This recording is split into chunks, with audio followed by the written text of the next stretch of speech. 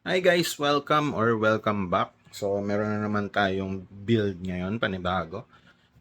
This time medyo mas special to kasi itong pangatlong build natin is ibibigay ko sa aking misis. No? So, magbe-birthday na kami ngayong March. So, since nag-start na rin naman ako na mag-customize ng watch, naisip ko, magawa ko na rin siya, di ba? And yeah, syempre, mas special to kasi gawa ko to.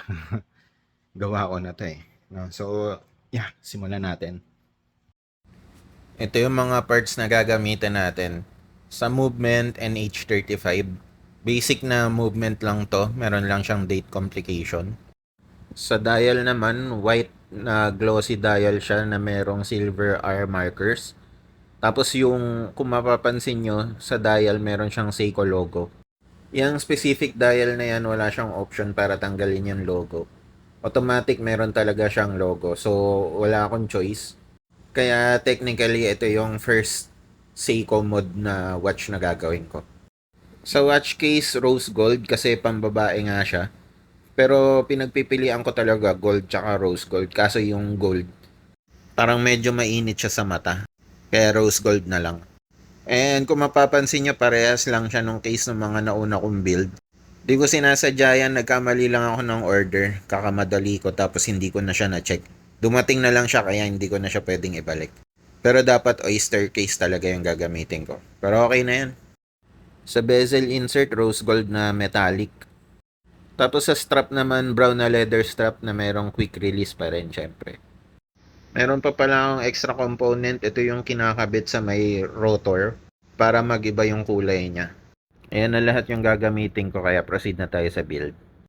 Una kong gagawin, ikakabit ko yung design doon sa may rotor. Meron lang yung double-sided tape sa likod. Tapos tatanggalin mo lang yung cover tapos ipantay mo lang doon sa rotor. Then idikit mo na siya.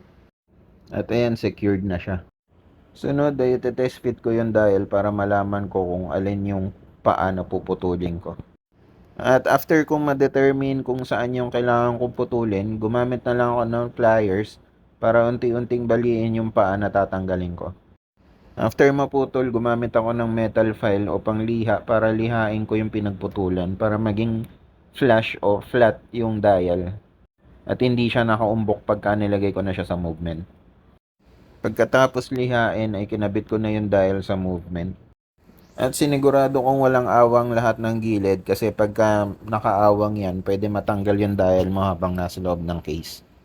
Ngayon naman ay sineset ko na yung movement para sa 12 o'clock midnight o madaling araw para malagay ko na yung mga kamay. At once nag-snap na yung date, ibig sabihin madaling araw na yan o alas 12 na. Hindi ko pala napakita yung kamay na gagamitin ko. Ayan siya, rose gold din yung kulay na merong loom. Binaliktad ko yung movement, tinapat ko yung alas 12 sa akin kasi parang mas madali para sa akin na ilagay yung kamay kapag ka nasa baba yung alas 12. Gamit ang Rodico at pusher, kinabit ko na yung R-hand. Sa lahat ng kamay, ito yung pinakamadaling ikabit. At pag nasa tamang posisyon na siya, gagamitin ko lang yung pusher. Onting diin lang nang hindi mo masisira yung movement o hindi magagasgasan yung dial. Pagkakabit, tinesting ko na yung movement at sinigurado ko na hindi siya tumatama sa mga arm marker. Dito din natin malalaman kung tama ba yung pagka-align kapag nagpalit yung date sa eksaktong alas 12. So dahan-dahan lang para makita ko kung tama ba yung pagka-align niya.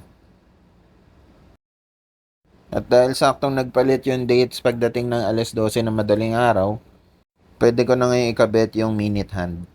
Parehong technique lang ang ginamit ko sa pagkakabit ng minute hand. Pero ito mas mahirap na kasi mas maliit na yung butas. After makabit, again, kailangan ko ulit siyang i-testing para siguradong hindi nagbabanggaan yung dalawang kamay at naka-align pa rin yung date natin. Dito ako pinaka nagtagal, inabot ako ng 30 minutes sa pagkakabit nitong second hand. Kinailangan ko na siyang gawin off-cam kasi sobrang nahirapan na ako dito dahil napakaliit lang talaga ng butas niya. After maghirap ng 30 minuto, finally nakabit ko na siya. So, kailangan ko na i-test ulit yung movement. Kung mapapansin nyo, hindi sakto sa alas 12 nagpapalit yung date. Meron tayong delay ng around 3 minutes. Pero okay lang yan kasi up to minus 10 or plus 10 minutes difference, acceptable pa din naman yan. At pinush ko na yung crown para makita ko kung gumagana ba yung second hand.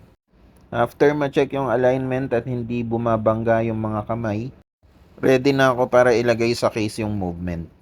Para malagay ko siya sa case, kailangan kong tanggalin yung temporary stem. Nilagay ko lang yung movement sa movement holder, tapos pinindot ko yung stem release sabay hatak ng temporary stem.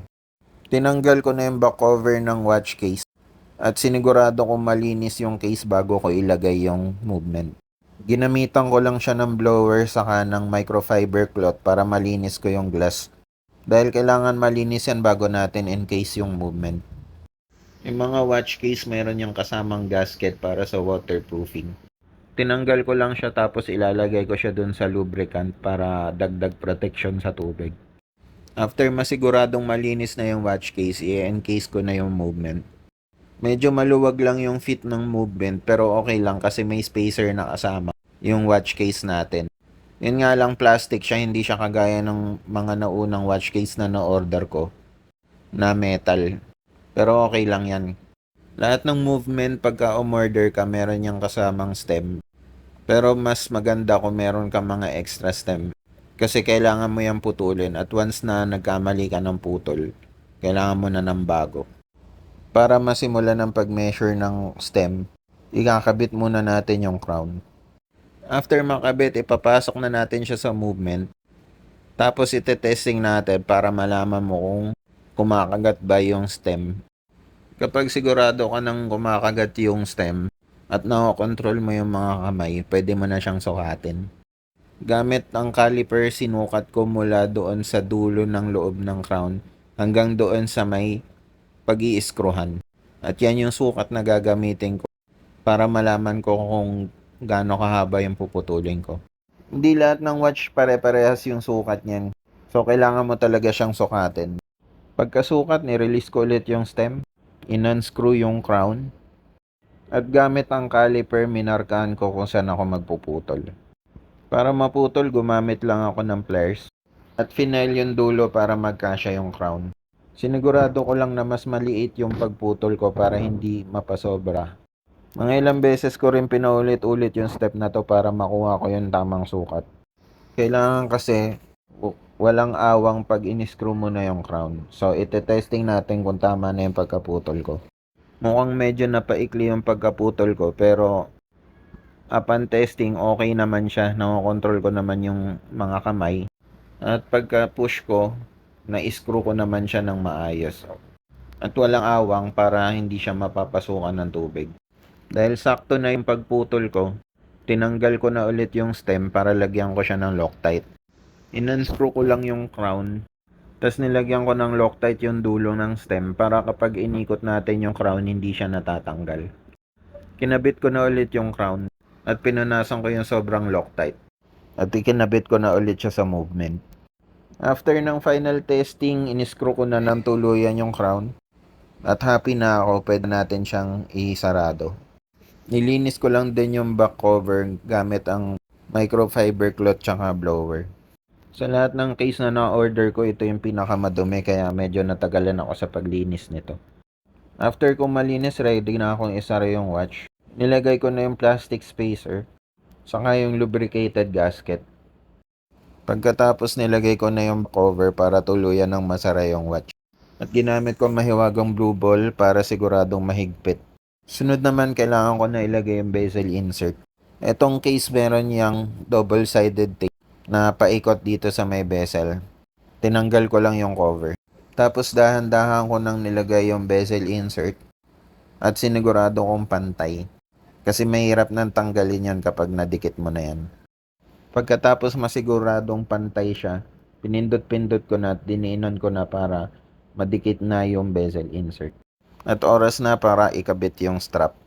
Dahil quick release strap yung ginamit ko, walang kahirap-hirap na ikabit to. At tapos na ang aking pangatlong build. Natuwa ako sa build na to kasi hindi siya ganun katingkad. Saktong-sakto yung rose gold niya tsaka ayos din yung brown na strap.